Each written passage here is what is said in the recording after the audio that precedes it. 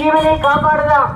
మన బిడ్డల పట్ల ఎంత బాధ్యతగా ఉంటామో, మన బిడ్డల్ని ఎలా ప్రేమిస్తామో, నోరు లేని మూగ జీవుల్ని కూడా అంతే ప్రేమించాలి. అదే ఒక పత్రిజీ సందేశం, ఒక బుద్ధుడి సందేశం, అమ్మవారి సందేశం, గురువులందరి సందేశం, వీరబ్రహ్మేంద్ర స్వామి సందేశం. మిత్రులారా, ఈ రోజు నుంచి మరి ఈ గ్రామంలో అందరూ శాకాహారులుగా ఉండాలి. వేమవరం గ్రామంలో అందరూ శాకాహారులుగా ఉండాలి. జీవహింస చేయొద్దు, జంతు బలులు చేయొద్దు, అమ్మవారి పేరు మీద జంతు బలులు చేయొద్దు. ఎక్కడైతే జీవులు చంపబడుతూ ఉంటాయో, రక్తపాతం సృష్టించబడిద్దో అక్కడ కరువు కాటకాలు, హింస, అనారోగ్యం ఇవన్నీ తాండవిస్తూ ఉంటాయి.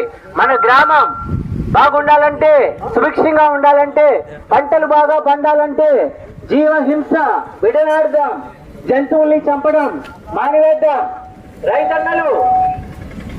రైతన్నలు పశుపక్షాదుల్ని తమ బిడ్డల్లాగా, కుటుంబ సభ్యుల్లాగా చూసుకుంటారు.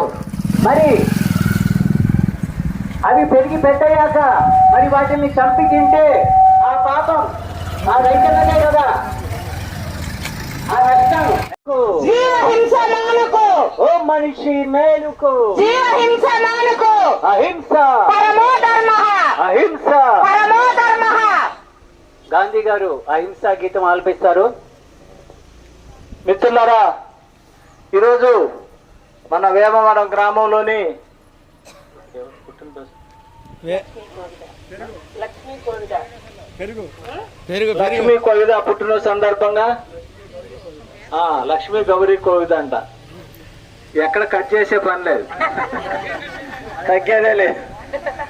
సరే, వెంకటేశ్వర్లు పెరుగు వెంకటేశ్వర్లు గారి మనవరాలి పుట్టినరోజు, మనవరాలి పుట్టినరోజు సందర్భంగా మహాకరుణ సద్భావన యాత్ర చేస్తున్నారు. మిత్రులారా, అదే ఒక మామూలు పుట్టినరోజుకైతే ఏం చేస్తాం, కోళ్ళని మేకలని చంపి మా అబ్బాయి పుట్టినరోజు